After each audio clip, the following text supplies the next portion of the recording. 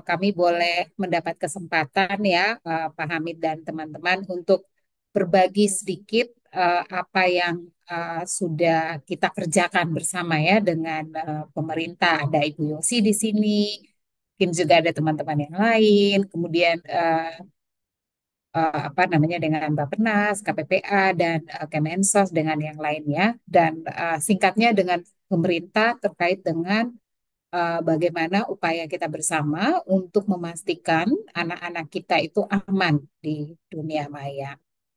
Eh, dan saya ingin mulai dengan kenapa sih kita perlu bicara tentang sistem perlindungan anak yang efektif ya. Harapannya nanti minggu depan Bu Yusi juga bisa lebih kuat ya pesannya ini dari unsur pemerintah. Nah, kami pada waktu ini sedikit latar belakang, saya kira ini bisa kita abaikan, tetapi ini sedikit aja gambaran, Bapak Ibu sudah tahu ya, kita sama-sama menghadapi dunia yang eh, berpindah sekarang. Jadi yang tadinya kita bisa berinteraksi hanya di offline, sekarang kita harus benar-benar beradaptasi dengan online ya. Dan saya kira momentumnya karena COVID dan sekarang tadi juga disinggung sedikit oleh Pak Hamid bahwa sekarang sudah zamannya AI gitu ya dan itu tantangan-tantangan ke depan yang kita mau tidak mau beradaptasi dan harus menjadi orang dewasa yang siap siaga ya, siap siaga waspada untuk melindungi anak-anak kita dari semua informasi-informasi yang ada di tangan mereka yang bisa positif dan negatif. Nah, ini yang saya kira perlu menjadi perhatian kita bersama. Saya mulai dengan data kami ya, jadi kami pada tahun 2022 gitu melakukan baseline bersama juga dengan Bappenas dan KPPA ya dan Kemensos. Ini data yang kami dapat nih dari APJI ya terkait dengan pengguna internet di Indonesia.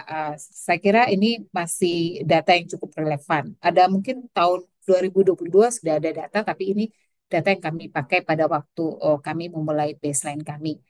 Itu sekitar 171 juta ya, atau sekitar kurang lebih 74%. Itu di tahun 2022, 2020. Kemudian kita coba lihat pengguna internet di kelompok usia 13 sampai 18 tahun. Itu proyeksinya di antara 22 tahun 2021 sampai tahun 2022. Berarti kira-kira penduduk Indonesia untuk orang muda kalau tidak salah 85 juta ya Bu Yosi ya terkait dengan orang muda penduduknya. Jadi kita bisa bayangkan ini 99,16% gitu ya. Itu mereka sudah sangat familiar dengan internet. Jadi kita sudah bilang bahwa mereka benar-benar digital native gitu ya. Lalu uh, saya juga melihat ada Puskapa dan Bappenas juga meluncurkan beberapa studi waktu itu terkait dengan kerentanan ya. Saya mengutip sedikit, kok di sininya nggak muncul. Tetapi di policy brief itu menekankan bahwa anak-anak yang tadinya tidak rentan menjadi rentan. Orang muda yang tadinya tanpa online saja mereka sudah rentan, dengan ada mereka terpapar di dunia online ini menjadi makin rentan gitu ya. Dan ini yang kemudian saya kira itu perlu menjadi perhatian kita bersama terkait dengan kerentanan anak dan orang muda ini. Nah, saya ingin langsung di riset kami yang kami lakukan itu kami fokusnya waktu itu di DKI Jakarta, Jawa Tengah, Lampung, dan NTT dengan itu targetnya adalah SMP, SMA sampai di anak-anak yang di tingkat universitas karena usia yang kita rentan sasarannya itu adalah 13 sampai 24 tahun. Dan ini hasilnya. Jadi dari ini jadi bisa menjadi masukan sedikit Pak Hamid untuk Pak Hamid mau menuliskan ini ya, apa namanya paper ya. Nah ini saya yakin sudah ada banyak apa namanya riset juga yang terkini tapi ini dapat dijadikan referensi untuk terkait dengan frekuensi penggunaan internet. Jadi peserta yang ikut survei ini mengatakan bahwa kita dapat bahwa ini kita bisa lihat hampir sekitar 70-an, 75% ya, itu mereka mengakses internet setiap hari.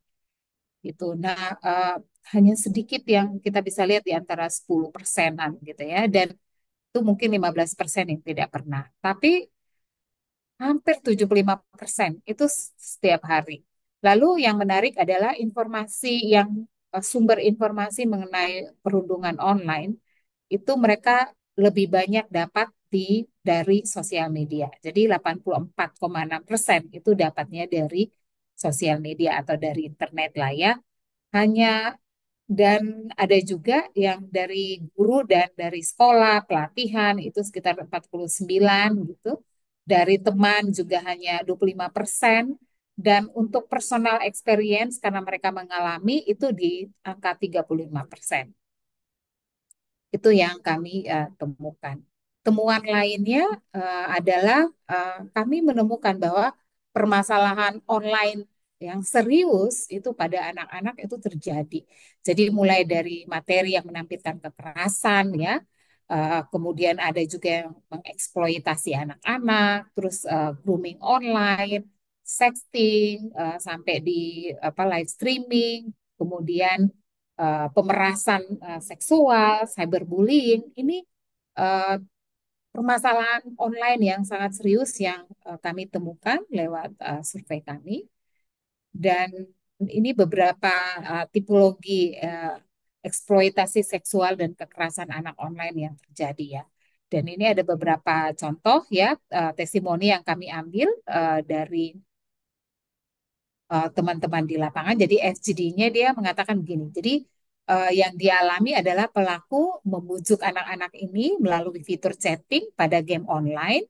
Kemudian si korban setuju ya bertukar nomor WhatsApp. Kemudian ini sudah terjadi grooming, lalu mereka melakukan video call seks gitu tanpa seizin korban. Kemudian ini dia merekam video call itu dan kemudian untuk mengancam korban untuk harus memberikan lagi dan juga dengan sejumlah uang untuk menyebarkan rekaman itu. Itu salah satu hasil FGD yang kita dapat. Lalu yang lain, kasus yang lain itu pelaku itu secara terbuka meminta anak-anak untuk mengirimkan gambar ya pada seorang yang dengan kalau kamu misalnya dengan toples gitu untuk bagian atasnya nanti akan saya kasih 500.000 gitu dan yang lain. Jadi dan anak-anak ada yang kemudian tergiur gitu, karena hanya merasa bahwa oke hanya bagian atas saja tidak bawah gitu ya. Jadi ini hal-hal yang perlu menjadi perhatian bersama. Kemudian untuk yang prevalensi perundungan online, kami juga menemukan bahwa yang terlibat ini mereka kebanyakan memiliki pengetahuan yang luas ya. Mereka tahu apa itu perundungan online dan beberapa pengetahuan hanya sedikit yang tahu tentang punya pengetahuan tentang perundungan dan ada yang hanya tahu tentang cukup punya satu. Jadi di dalam pertanyaan-pertanyaan itu kami list jenis-jenis perundungan online yang mereka ketahui gitu ya. Nah, terus dan mereka juga kemudian bilang, oke, ini yang mereka tahu misalnya, oh yang menghina dengan pesan digital itu termasuk perundungan online. Kemudian membuat video untuk menghina, menyamar, memposting diri sebagai orang lain atau meretas akun medsos orang lain. Jadi mereka tahu nih perilaku-perilaku apa saja yang terkait dengan perundungan online. Nah, sementara yang menarik adalah dari temuan kami itu prevalensi berdasarkan provinsi. Biasanya kita itu menganggap bahwa orang di Jakarta itu karena dia internetnya lebih bagus, maka uh, pengalaman dia menjadi korban dan pelaku itu pasti juga lebih tinggi. Tapi kita bisa lihat dari prevalensi berdasarkan provinsi ini, kami menemukan bahwa tidak ada perbedaan yang signifikan antara DKI Jakarta dan di NTT ya. Di NTT itu kami masukkan tipologi sebagai eh, provinsi yang kalau kami di sana itu internetnya kadang-kadang cuma 2 garis ya, 1 garis gitu loh. Tapi itu tidak menjadi kendala bahwa memang anak-anak di sana juga sangat rentan. Jadi kita bisa lihat tidak ada perbedaan yang signifikan di Jakarta dan juga di Nusa Tenggara Timur ya. Jadi ini kalau di Jakarta 52% anak-anak yang terlibat di survei kami itu pernah menjadi pelaku. Mereka menjadi pembuli gitu. Sementara di NTT itu juga 58%. Jadi itu bisa lihat cukup tinggi. Sementara menjadi korban, anak-anak yang punya pengalaman menjadi korban itu di DKI Jakarta 64%. Sementara di NTT itu 61%. Jadi tidak terlalu signifikan gap-nya. Itu ya, itu yang kami temukan. Begitu juga dengan di Lampung, itu pengalaman menjadi korban juga 59%.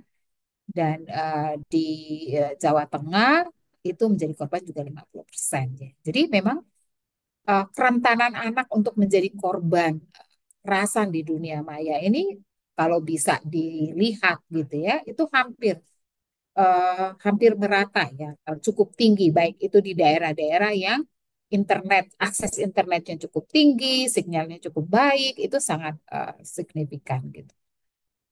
Nah, begitu juga dengan pengalaman tumpang tindih pelaku dan korban gitu ya.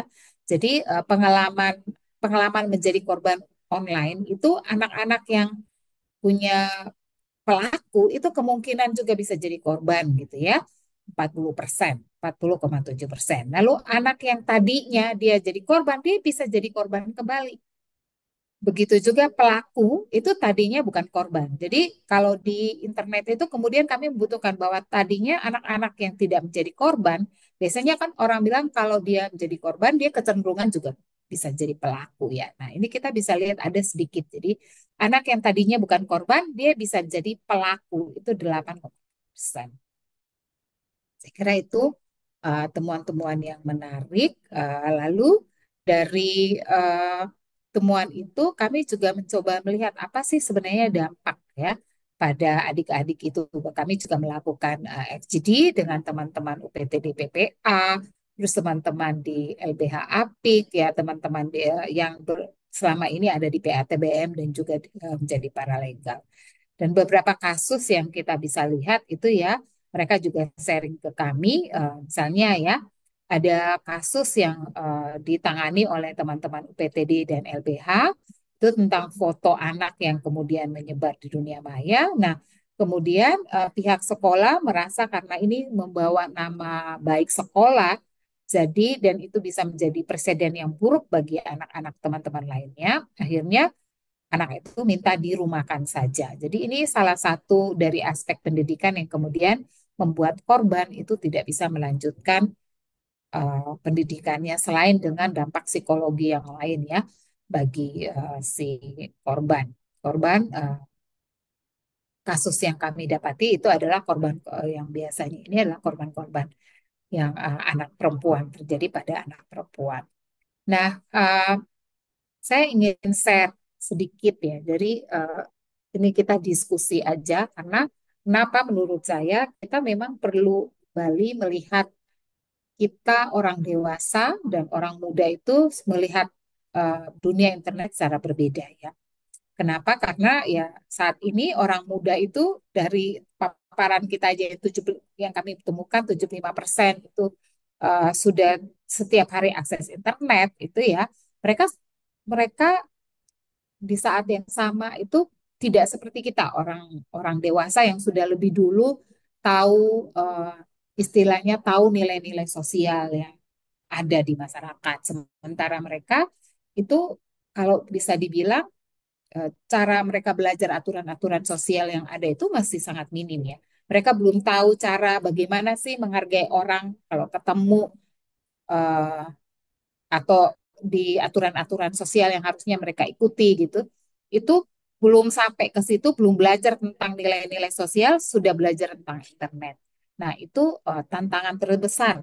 Kenapa kemudian mereka bisa masuk ke masalah-masalah persoalan online yang serius itu. Eh, ini kayaknya hanya sedikit saya share tentang sistem ekologi perlindungan anak ya. Nah, saya kira ini juga yang harus kita pakai, kacamata ini juga yang harus kita pakai untuk kehidupan di dunia online bagi anak. Artinya bahwa cara kita mengintervensi perlindungan anak dengan pendekatan sistem ekologi di dunia offline dengan mengikutkan semua elemen ya, mulai dari keluarga, teman sebaya, masyarakat sampai kepada layanan kesejahteraan sosial, semuanya intinya ya, itu juga kita harus lakukan hal yang sama di dalam kehidupan online, mengikutkan semua stakeholder penting yang punya kepentingan terhadap digital ini.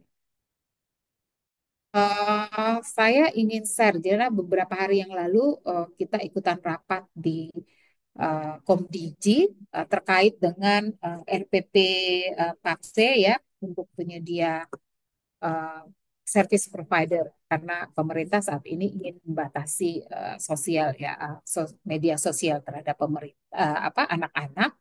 Jadi kami juga berkesempatan untuk ikut berdiskusi 3 hari yang lalu gitu ya dengan teman-teman di Komdiki. Beberapa NGO diundang dan itu kita bisa lihat yang kita pakai sebagai apa namanya sebagai standar Pak Hamid itu adalah OECD ya. Jadi dia sudah melakukan bagaimana membangun keamanan digital by design untuk anak, dan ini yang kita pakai sebagai bahan diskusi dan masukan kemarin, selain juga dengan riset-riset yang juga dilakukan oleh teman-teman Save the Children, terus teman-teman EKPAT ya, untuk apa namanya membahas tentang RPP yang akan sudah menjadi dibuat draft oleh Komdiki saat ini, dan kemarin itu juga terkait dengan adanya inisiatif kalau bisa ada komisi tersendiri yang menangani tentang digital safety untuk anak ini gitu. Jadi kemarin membahasnya sampai di sana. Saya ingin sharing sedikit tentang saya yakin teman-teman sudah paham ya, atau sudah terpapar mungkin, tapi saya ingin memberikan sedikit gambaran tentang apa sih yang kemudian ada di dalam OECD itu. Jadi keamanan digital berdasarkan desain untuk anak itu ada beberapa elemen. Jadi ada 7 kalau nggak salah ya, ada 7 elemen, 8 elemen yang dia pakai. Yang pertama itu bagaimana penyedia layanan itu perlu menggunakan mekanisme untuk memverifikasi usia, terutama untuk sosial media. Nah, yang kedua itu bagaimana uh, pemerintah, masyarakat, semuanya termasuk juga dengan penyedia layanan atau service provider untuk masalah digital gitu ya. Digital provider itu juga menerapkan desain yang berpusat pada anak. Kemudian juga sosial media ataupun AI, sekarang tadi itu kita ngomong tentang AI, itu juga perlu mendeteksi dan mencegah bahaya-bahaya terkait dengan digital online ini. Dan yang ketiga, keempat itu bagaimana uh, elemen kuncinya adalah bagaimana bisa melindungi privasi dan data pribadi anak dan menyediakan informasi yang ramah anak, memfasilitasi mekanisme pengaduan dan penyelesaian masalah. Lalu yang ketujuh ini mendorong partisipasi anak dan menempatkan mereka pada pusat pengambilan keputusan. Lalu yang kedelapan mempromosikan budaya keselamatan dan kesejahteraan. Memang terkesan dari ada 7, 8 elemen ini sepertinya kok ditulis tuh kayaknya gampang, tapi kayak kita ngomongin tentang satu aja ya, mempromosi budaya keselamatan dan kesejahteraan. Kalau di pihak kita ya, kita semua aktivis, teman-teman itu pasti itu yang kita upayakan. Tetapi ada hal yang kemudian saya kemarin juga apa namanya memberi usulan bahwa protokol respon itu perlu dimiliki oleh teman-teman penyedia layanan elektronik, penyedia jasa elektronik. Kenapa? Karena ketika dari riset kita, ketika anak-anak itu mereka mengalami, walaupun sudah ada cara fitur untuk melaporkan, tapi kita tidak pernah tahu laporan anak-anak itu diapain. Itu yang pertama. Yang kedua, eh, kita juga tidak tahu apakah ketika ada masyarakat atau anak melaporkan, misalnya ke Facebook atau ke TikTok atau ke IG gitu ya, bahwa ini ada konten-konten yang pornografi gitu. Tapi kita juga tidak tahu sejauh mana layanan-layanan itu kemudian men-take down konten-konten berbahaya itu. Jadi kemarin yang kita highlight itu adalah bagaimana pemerintah itu bisa memfasilitasi mekanisme pengaduan dan penyelesaian masalah yang bukan hanya dari pemerintah saja, tetapi juga penyedia jasa elektronik dan perlu ada protokol ya, protokol respon. Misalnya ketika penyedia layanan itu menerima aduan-aduan konten berbahaya. Itu kontennya mau diapakan? Apakah langsung kirim ke polisi, ke unit cybernya, atau ke UPTD PPA, atau ke PPA-nya, atau ke Kemensosnya, atau kemana? Itu diapain supaya anak-anak yang korban ini bisa dijangkau, bisa ditolong gitu. Jadi itu hal-hal yang kita diskusikan dan kenapa saya ingin highlight ini karena menurut saya kita teman-teman kita yang kita ada di grup diskusi PA, saya kira ini kita perlu eh, mulai huru hara gitu ya Pak Amit. Maksudnya kita perlu diskusikan sama-sama untuk memang mendorong keamanan digital, terutama untuk anak dan juga safety by design ini harus secara masif gitu loh. Karena kita sudah tidak bisa bicara lagi atau sekedar ngomong tentang persoalan-persoalan kekerasan di dunia offline yang kita temui. Kita baru berespon ketika ada viral misalnya. Nah, ini sudah harus menjadi diskusi. Kalau kita bicara tentang diskusi perlindungan anak offline, kita harus bicara tentang online yang mana kita perlu sama-sama memikirkan bagaimana mekanisme pelaporan, mekanisme aduan yang baik, terus penyelesaian masalah, supaya memitigasi hal-hal ke depan dan terutama untuk memitigasi supaya si anak ini jangan sampai hak-hak lainnya tuh terlanggar. Entah itu mulai dari dia bisa mengakses pendidikan, kembali ke sekolah, ataupun layanan secara psikologis itu dia benar-benar dilindungi dan dijangkau.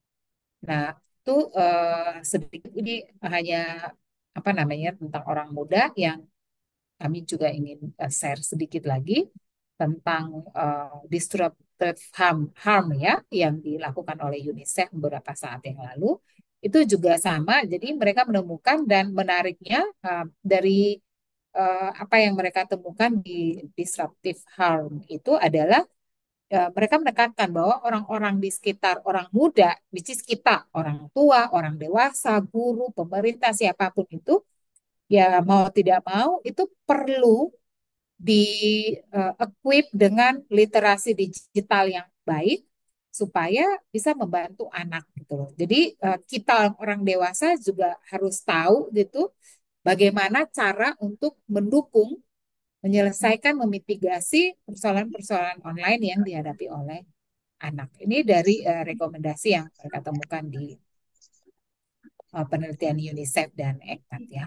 Nah, karena itu kami ya uh, tentu saja ketika sidang kami itu dari di Cailpan, kita kemudian bekerja sama dengan teman-teman Cailpan di Australia, kemudian punya program yang kita sebut dengan berdaya. Berdaya itu berinteraksi di dunia maya. Kita dorong pelatihan yang pada anak-anak, terus kepada teman-teman penyedia layanan ya, dalam hal ini di PTD PPA, terus dengan guru, dengan orang tua, untuk paham tentang internet gitu. Dan ini kami menggunakan apps. Jadi metode-metode yang kami pakai beragam. Jadi bukan saja tentang training biasa, tapi kami juga memperkenalkan satu aplikasi tentang Swipe Safe ini, yang mana anak-anak itu dia bisa secara aman, dia bisa masuk dengan menggunakan username, lalu dia tinggal memilih bahasa. Di situ ada bahasa Indonesia dan bahasa Inggris. untuk masuk dan di situ ada informasi-informasi tentang apa itu cyberbullying yang lebih child friendly istilahnya. Nah, ini yang kita perkenalkan ke anak-anak dan juga orang tua ya, dan penyedia dan untuk UPTD PPA. Nah, ini sedikit gambaran teman-teman apa yang kami ini di salah satu eh, wilayah aja yang saya ambil di Semarang karena yang di kami proyek ini kami lakukan di Semarang, Kupang dan di Kupang gitu. Dan untuk di ini saya ambil contoh aja di Semarang yang sudah kita lakukan ya. Jadi ini bersama dengan adik-adik SMP, SMA, kemudian juga dengan teman-teman dinas pendidikan ya, pendidikan dasar dan menengah, terus kemudian juga dengan guru ya. Jadi ini yang kita lakukan training bersama mereka. Dan proyek ini kami mulai di tahun 2022 ya. Jadi penelitiannya kami lakukan, terus kami lakukan intervensi ini. Dan di bulan Juni ini proyeknya udah closing, gitu, udah selesai. Dari baru di satu kabupaten saja melalui training-training dan pendampingan di di SMP dan SMA. Proyek ini fokusnya di SMP dan SMA. Itu hasil-hasil yang kami dapat ya. Jadi kami sudah melatih lebih dari 3 ribuan orang muda di satu kabupaten, sementara di NTT jadi itu total itu ada 7 ribu anak dan orang muda yang sudah kita latih dan ada lebih dari sekitar 40 sekolah, baik itu di Semarang dan di Kupang yang kami latih tentang ini. Nah, sepintas ini yang kami latih. Jadi isi konten dari materi ajar kita ke anak muda, untuk yang tim ahli atau di teman-teman UPTD PPA, di kepolisian, paralegal, dan juga orang tua. Untuk yang anak muda itu kami materi ajar tentang bagaimana konsep utama berinternet, bagaimana mereka bertanggung jawab secara online, kemudian mencegah dan menangani masalah online yang serius. Nah, dari materi-materinya itu juga menggunakan video-video yang interaktif, yang anak-anak itu uh, mudah-mudahan tidak bosan gitu ya. Kalau dari pengalaman kita dan juga dari testimoni anak-anak itu mereka tidak bosan karena metode-metode pembelajarannya dan video-video yang digunakan itu lebih interaktif. Itu juga dengan untuk teman-teman UPTD PPA, kemudian Sakti Peksos, ini materi-materi yang kita bagi ya tentang mulai dari perlindungan online, konsep utama internet, kemudian bagaimana membantu orang tua menjadi mitra bagi anak untuk keamanan di dunia online.